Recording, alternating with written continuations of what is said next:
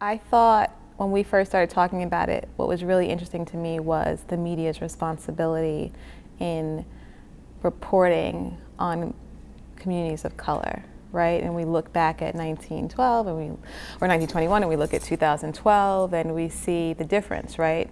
In terms of who had the power in the media then and then who has the power now to really tell the true stories. I also understand, and I think that social media plays a big part in that, because we as citizens become journalists because we're content creators. So what we see every day is something that we're reporting on.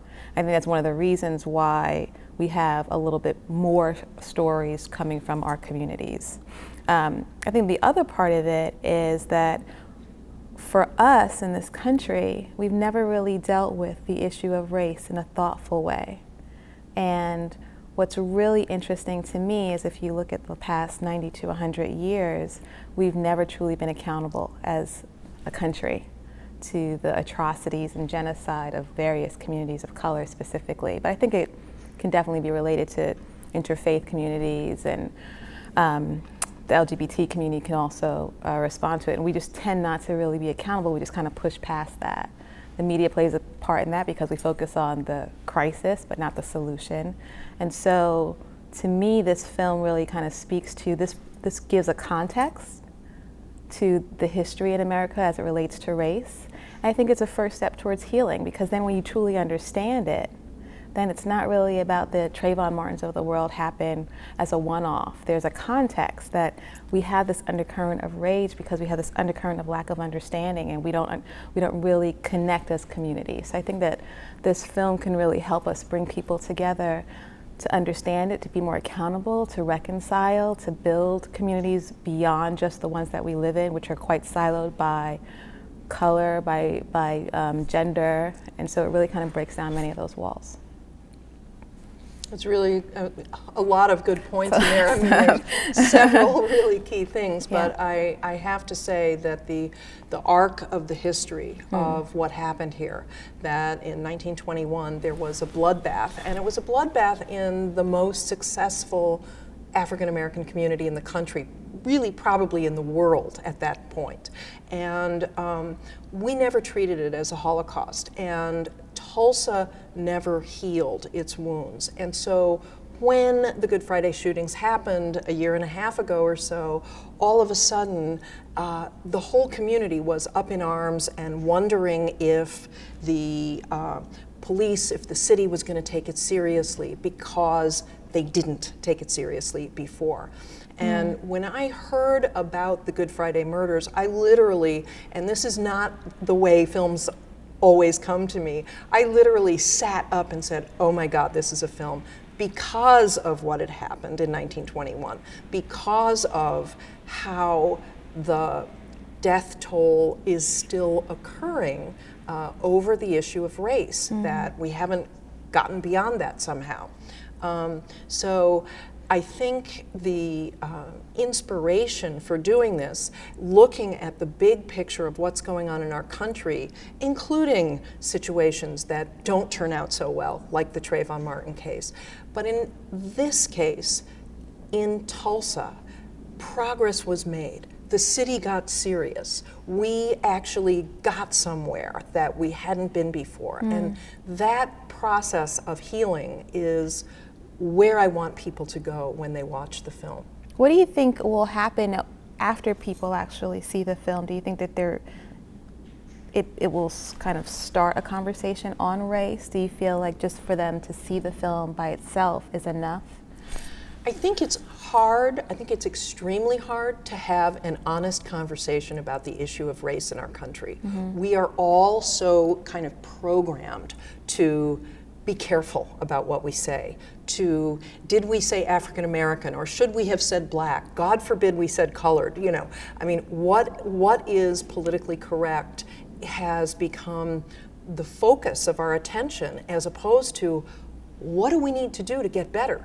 Right. What do we need to do to not have situations where two white guys go into a black neighborhood and start shooting black people? What are we going to need to do as a country, as a nation, to stop the hate crimes from happening? And that's dialogue. You know what I think is really interesting about the film that's so unique? the fact that we don't have a narrator, that the story is truly told by the people who are invested, impacted, interested in the story of Tulsa, right? And what we've done is created this conducive environment that allows people to come in and just be themselves and share their perspectives without judgment. And you really, sometimes it's a little bit shocking because you're not expecting some of those perspectives. You're expecting someone who happens to be a woman to speak from that perspective, but instead maybe she's speaking from her race, or a gentleman who's speaking more from the fact that he grew up in Tulsa as opposed to the fact that he's a white male. And so I also find that it helps us understand that there are many dimensions to identity. And so when we start to have a conversation on race, I think that's one of the reasons why it's difficult, because we have an assumption that you're a white woman, this is what you'll assume, and this is what you'll think. And I'm a black woman, and then this is what my perspective is. But I may be speaking from the perspective of someone who's actually from New York, whose grandparents are from Italy, right? And so I think it also helps us uncover that a little bit more and have a more intimate and authentic dialogue with each other, because we're there and we're present and we're watching this film where every single perspective is actually welcomed. And that is the tapestry of this story, just as America is filled with so many diverse thoughts and perspectives. And so to me, this story is a reflection of the entire country. You know, it's intriguing to hear you talk about the perspective of the entire country. I know when we interviewed Charles Ogletree, for example, he talked about, as opposed to thinking of it as the melting pot, let's think of it as the salad. We don't want the green pepper to taste just like the lettuce, to taste just like the tomato. Right. We want all these different flavors. We don't want to dilute ourselves or to become each other. And there is an image in the film which is strangely powerful. It's a sign on a highway of three people. It's like they're silhouettes and they're running, and the little kid is being almost held in the air. They're running and pulling that little kid. Mm-hmm. And clearly they are immigrants. They are not wanted. They are the other. But as you look at them, they could be anybody. Right. That is the not desired person. That is the person, because of them, I don't have a job. Because of them, I'm not, whatever it is that we push away and say it's that other. That sign tells us that we get frightened of and therefore angry with the other. And that's really what this film is about. It's interesting that you talk a little bit about the immigration piece, or all these various aspects that have to do with these social issues in our country, right? Because when we're talking about hate crimes and racial violence and injustice specifically, you have to look at the economy. You have to look at the fact that this was Black Wall Street, right? How many years after slavery was this community able to really bring themselves up into, per capita, right? The largest community, if you will, in the Black community. And then for there to be a genocide. So what happens to the Black folks who live in Tulsa? Now we look at the disparities in education and the economy. If you don't know anything about the race riots that actually took place, and you look at the Black community in Tulsa today, there's an assumption that Black folks maybe don't have certain accesses to quality of life because of something that they've not done, because there's no accountability for what actually took place beforehand. So I think there's an opportunity for us to actually broaden the conversation beyond, yeah, sure, we have a lot of issues that have to do with race, but when we don't address this and we're not accountable and we don't put it in our history books and actually say this is what took place, then you have no understanding as to why there are disparities when it comes to the economy, why there's disparities when it comes to education, why certain communities that are just a few blocks away look so different, not only because people look different in terms of their color, but also what they're able to afford. There's a reason for that. So you're really providing a context, or we are providing a context, right, to tell this story of America, the ramifications of racial injustice, the ramifications of hate crimes, if you will. And that's why it's so great that we've got our partner organizations, the Harvard Institute for Race and Justice, for example, the Charles Hamilton Houston Institute for Race and Justice. This is the third film that we've worked on with them. They are they've been involved in Tulsa for decades, trying to get this case heard in Tulsa, in Oklahoma, at the Supreme Court level, trying to get reparations made to these survivors of this terrible, terrible Holocaust in 1921 and their descendants. And it's been a long haul. Just this year, in fact, in our film, we will be revealing the chief of police of Tulsa today actually apologizing, finally, for the collusion and the involvement of the police in 1921. Couldn't have been more different in 2012, right, when the police put together the biggest manhunt that ever has been done in Tulsa to find these two guys, put their ear to the ground in the Black community to help find these two guys. And the state accepted a justice outcome, I guess, that normally isn't accepted in Oklahoma, of not going after the death penalty, but allowing them to spend the rest of their life in prison without parole. I think there's something to be said about that, because even in the film, you have so many people who ask that we not go for the death penalty because they feel there's enough killing. And so what does that really mean? I mean, what are the penalties? What is the value associated with a killing of a Black person versus a killing of a white person? I think that is also explored in a way. But that was pretty powerful to me, to hear people from the community not demand the death penalty, an eye for an eye, if you will, but instead really wanting to come towards reconciliation, that we've had enough and we want to bring our communities together, because will it really heal us if they're put to death? Probably not. That notion of finality, that notion of completion, is a false notion. You know, there is no satiation for retribution. There's no, there, you never are, it's never enough.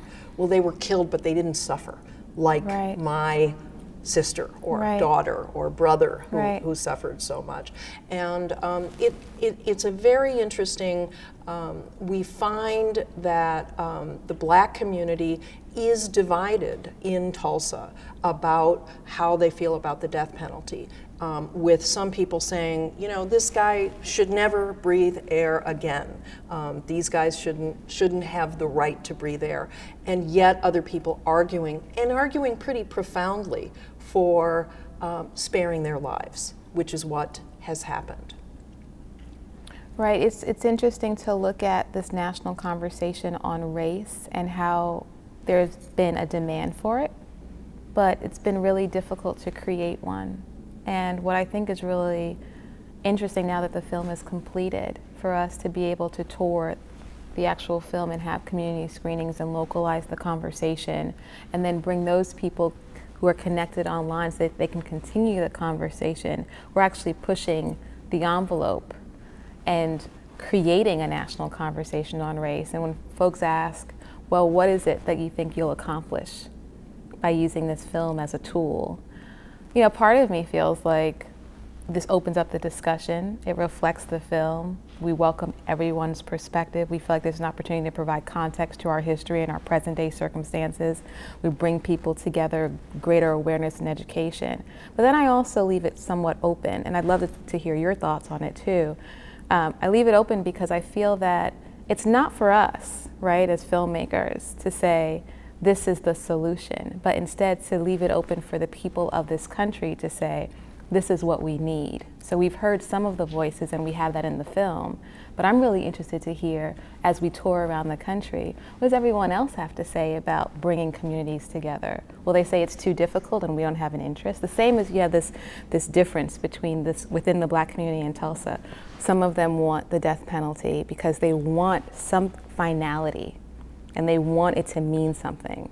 And then others say we've had enough of the killing. So I think we'll be able to really explore, in terms of the national conversation on race and hate crimes and racial injustice, other people's perspectives. And I would imagine that it won't be all one solution, but there will be many for us to really kind of come together and create some level of healing. At least that's my hope. It's interesting that you mention what is attractive about the film and to who.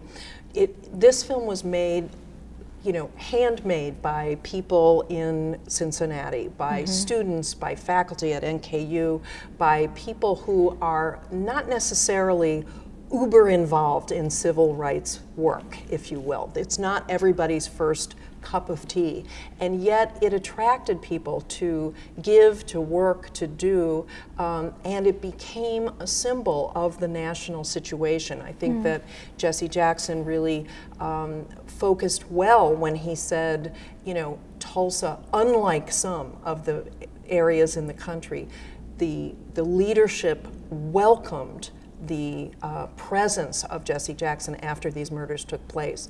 And so I think that this film has the ability to translate through the generations into new generations who can look it up on Facebook, who can have a dialogue online. Right. It's interesting, one of our partners at City College, at Aaron Davis Hall, where we'll have our New York premiere, he talked a lot about how he was an activist during the civil rights movement, and there was some frustration with him, with his 16-year-old, because he felt, what do you care about? And I hear that a lot from different generations. The younger generation doesn't care, right? And then what you hear from the younger generation is, there's so many problems, which one should we care about? And what can we really make an impact on, right? And as we started to have this discussion, what he revealed to me was that he had to take a moment and realize that his child, who's 16 years old, is an activist in his own right, but he's an activist online. That's where he puts all of his pleas. That's where he shares his voice. So while it looked like activism for him in the streets, whether it was marching or peaceful demonstrations or what have you during the civil rights movement, there's still activism here, but this new generation does it in a different way. And their voices are there online. So I'm looking forward to capturing so much of that and having that spur a conversation with their parents and their grandparents as well.